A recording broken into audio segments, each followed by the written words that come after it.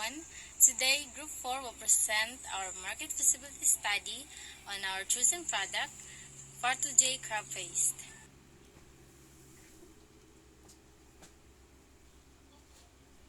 Hey everyone, I'm your first presenter. I'm Jason Abisha. Introduction. Filipinos love seafoods, especially crabs, but since it needs to be consumed immediately, people discovered a new way of preserving such foods to prolong its natural taste. We have unleashed a new product that could be available to anyone in the market. The, the crab paste, it undergo the process of fermentation to enrich flavors. It is quietly popular in Korea, used as a food enhancer in some parts of Pampanga and Bataan. Crab paste is served as an accompaniment to rice and as seen as a healthy food containing proteins. It is a best substitute for fresh crabs that transform various dishes to a peculiar taste.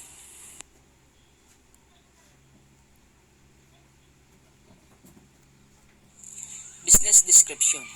Our product, Partoji crab paste, is a mixture of fermented crab guts and raw cuts with the same kind of acid like vinegar or citrus oil made out of the meat of fish crabs.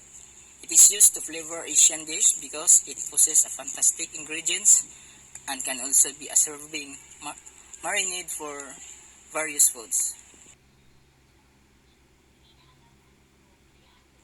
The market. Size of the market. To fully assess opportunity and to have an accurate plan for our business, we focus on the entire municipality of Talisayan.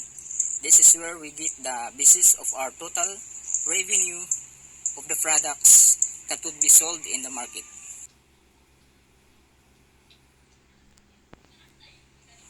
Sales volume. The total crab fish sold per day is 10 pesos times 26 days. So the total crab fish sold per month is 260 pesos multiplied by selling price 180 pesos. So the total sales per month is 46,800 pesos. So in 1 year, the total sales is 561,600 pesos. Below is our projected sales per annum. In 2021, we have 561,600 pesos. In 2022, we have 673,920 pesos. So in 2023, we have 808,704 pesos. So there's a 20% increase in annual demand.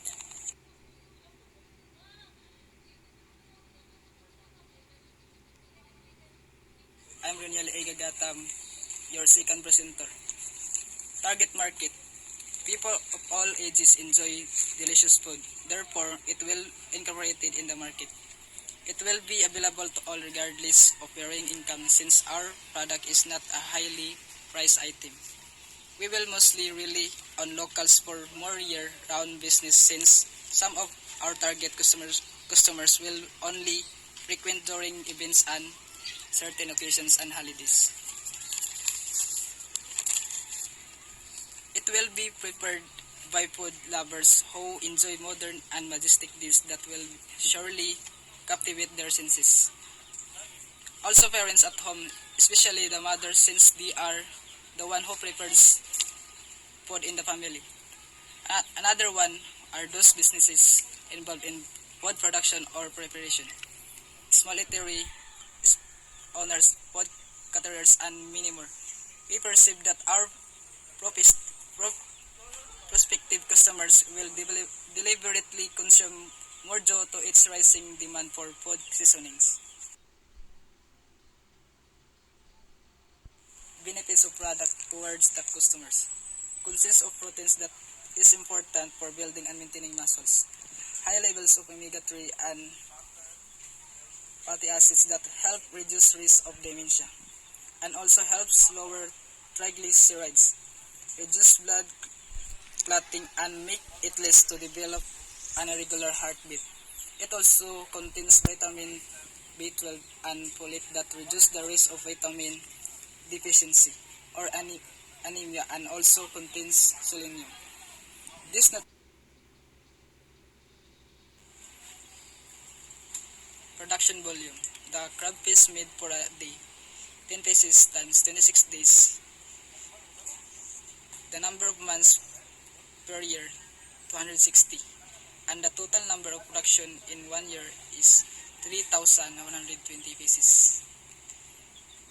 Total production per annum. For year 2020, the annual demand is 3,120. 2022, the annual demand is 3,744. And for the 2023, the annual demand is 4,493. There is 20% increase in annual demand.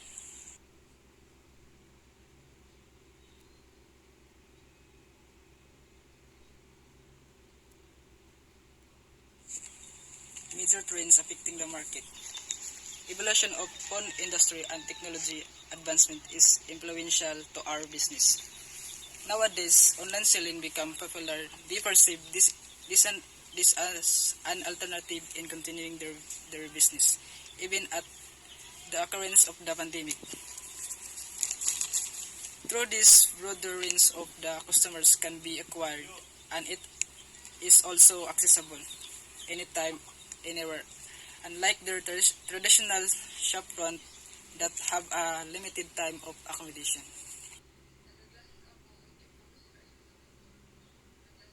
Hello everyone, my name is Roberto Dahuya and I will be discussing the following topics. First, we have the promotional method. Partridge crab paste still need to be introduced to our customers and convince them to purchase our product. Our product will be promoted through social media platforms as it gives us the broader range of our customers without the need of spending a lot of money. Then we will also be giving free sample to attract our customers. We will also provide flyers as an alternative way to reach those who do not have the time to browse on social media. And then lastly, we will also be using radio advertisement to inform those old folks who prefer to listen in radio. With all of this method, we expect that we will have a high volume of a well-informed customer.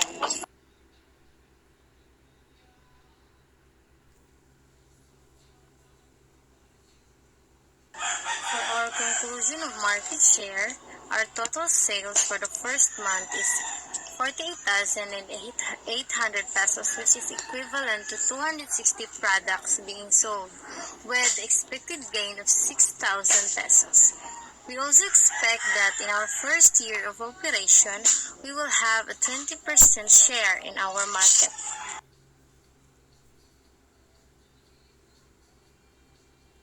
Our brand identifies the significant factors including the unemployment status.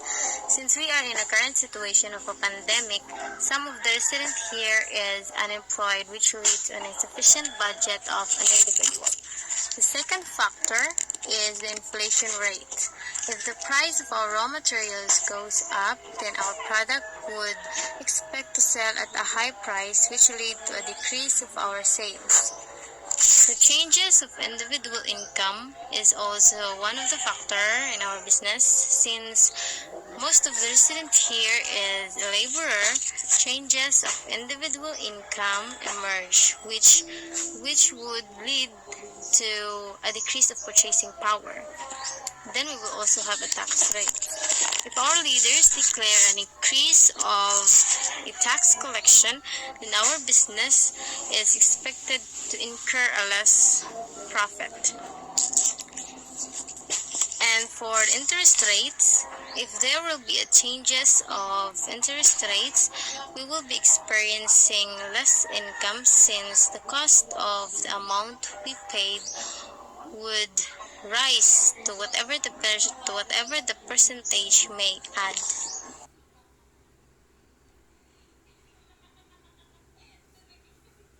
Our competitors are literally those who are selling online. We use SWOT analysis to outclass our competitors. We have here the strength, the weaknesses, the opportunities, and threats. With our thorough analysis, our business will have the strength to operate to whatever threats may arise by providing a marketing strategies that addresses our business weaknesses.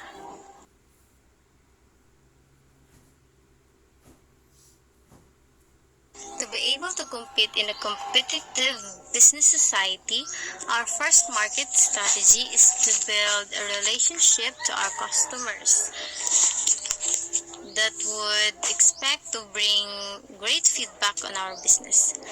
Discount and promo will also be given for the first 10 customers who will purchase our product, and those who ordered more than 9 will be given a free delivery. And we also develop accurate and trustworthy information about our business so that our customer online would find our product accurate. To captivate their attention, product must be beautifully wrapped. Our business aim to give alluring, glamorous, and magnetic packaging on our product. And we also improve our online presence to deepen our relationship to the target audience. And we also aim to improve our customer services through accepting customers' ratings and suggestions about our services.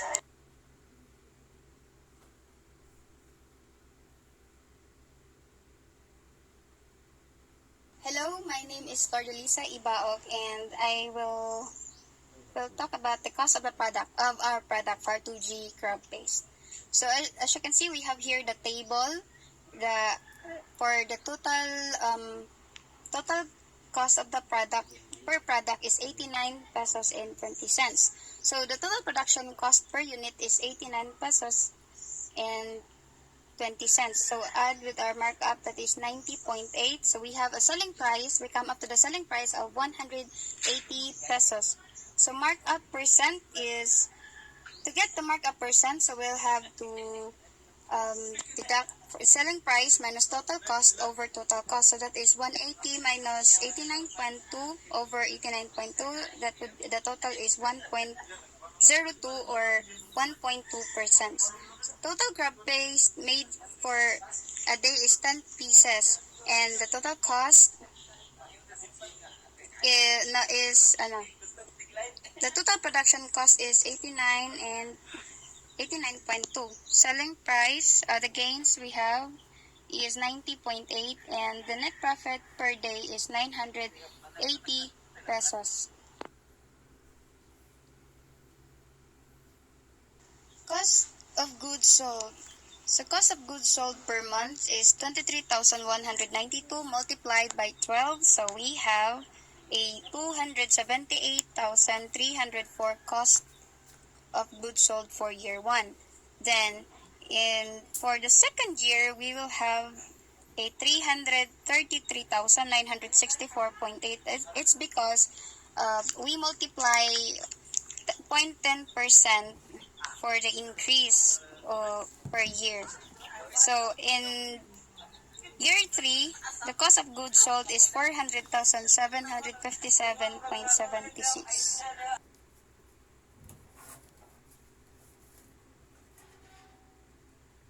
Product and operating requirements. So we have in raw materials or supplies, we have here the crab paste, the garlic, oil, butter, salt, pepper, firewood.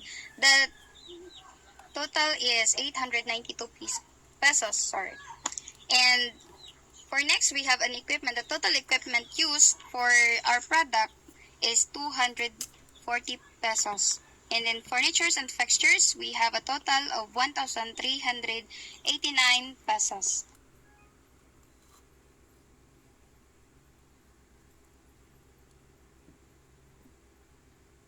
Still under product and operating requirements, we have supply. Our total supplies is 559,000, and in operating expenses, the total is 8,700.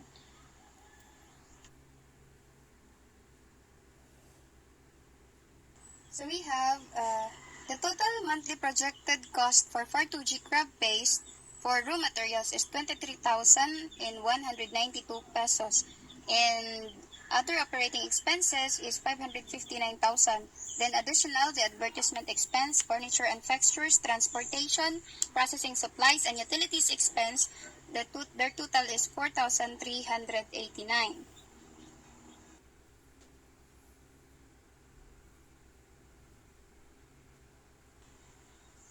So their total projected cost is 14,340 pesos.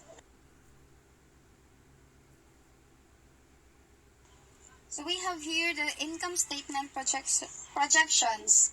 The total sales for year 1 is 561,600. So less the cost of goods sold, that is 278,304 pesos. So the gross profit is 283,296 pesos. Then less all the operating expenses, the salary, utilities expense, supplies expense, transportation, advertisement, depreciation for furnitures and fixtures, depreciation for processing supplies, the total of 33,000 rather 522 pesos. So the gross income for the year 2021 is 249,774 pesos. Then less the license and permits, that is cost 1.5.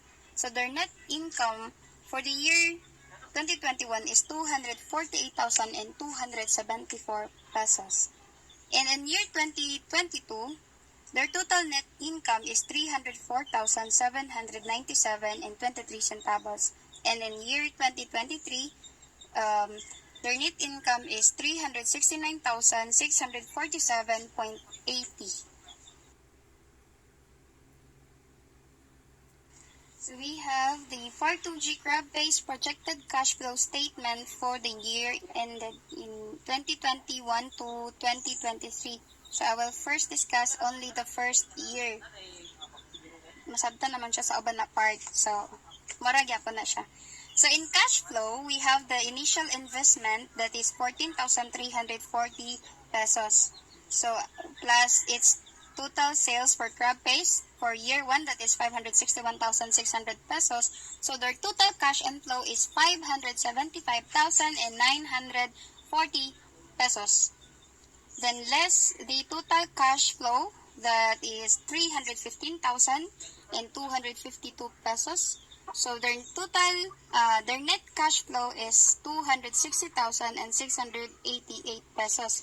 Then add cash beginning balance. So since it's the first year of operation, we don't have the cash beginning balance. So the cash balance ending for year 1, year 2021 rather, is 260,688 pesos. And then for the next year, that is 566,447 pesos and 43 cents. And in year 2023, we have 940,019 pesos and 31 cents. For 2G crab-based balance sheet for the year, same as the other. So assets, total assets is 260,688. It's the total current assets, and then the total non-current assets is 1,926 pesos. So their total assets for year 2021 is 262,614. In year 2022, that is 565,484 and 43 cents. And 2023, their total assets is 940,019 cents, 19 and 31 cents. I'm sorry. Liabilities and owner's equity. So we have here the owner's equity, the beginning balance or the initial investment, that is 14,340 pesos. Then additional, their net income for the first year, that is 248,274. So their total liabilities and owner's equity for year 2021 is 262,614 pesos. So in year 2022, that is 567,411 and 23 cents. In 2023, we have 936,759 and 3 cents.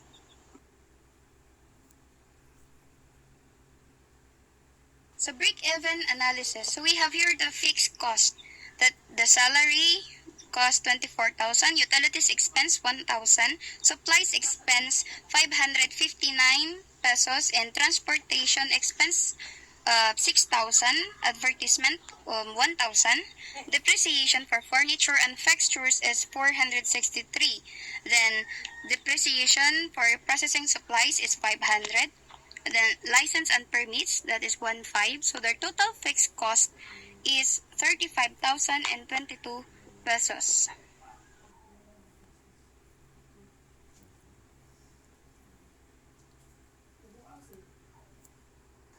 And to get the break-even point of our crab-based product, FAR2G, we have here the equation: total fixed cost over selling price minus variable cost over unit. So the total fixed cost as we is 35,022 pesos over 180 the selling price, and variable minus the variable cost, that is 89.2. So we have 35,022 pesos over 90.8. So divided, so the total will be 385 pesos and 70 cents. So that is the break-even point per unit. And the break-even on sales is selling price times the break-even point. That is 180 times 385.70 is equal to 69,426. And on return on investment, that is average net profit over the total projected cost. So the return on investment is 64.35. And in the payback period, the total projected cost over average net income over 1 over 12. So their payback period is 0.19 or 1 year and 9 months.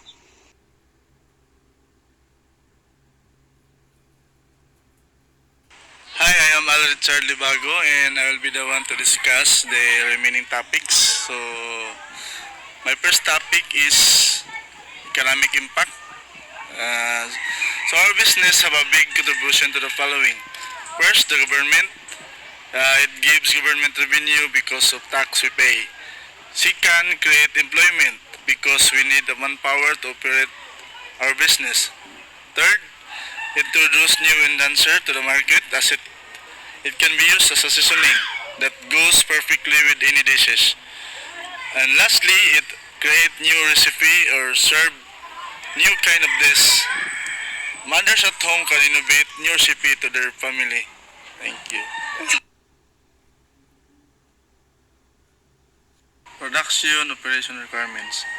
These are the requirements for a business to operate, and that includes land, equipment and materials, location, capital, manpower, business permit, BIR permit, and building permit.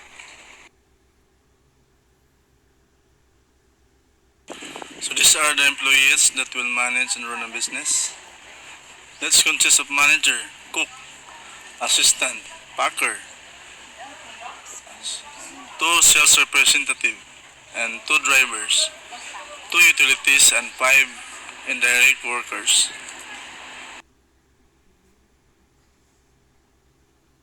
And environment issues. As enacted by the environmental laws, that every business, be it small or large industries, are obliged to protect natural resources and the economy. Working environment must be safe and personnel must practice proper handling and sanitation. An example of that is the segregation of biodegradable and non-biodegradable solid waste.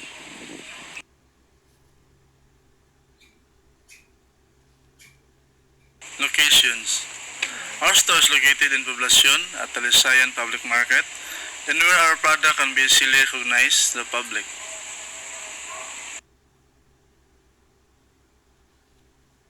The distributor, Libago Richard, Ibao Flor de Lisa, Daho Yaro Bureaus, Avisha, Jason, and Gagatam Ronel. Conclusions and recommendations. The projected sales shows a positive demand. There is a potential and growing market for our product by considering all the factors. We can conclude that establishing a Part 2G crab paste company is feasible and profitable. So that is all. Thank you very much.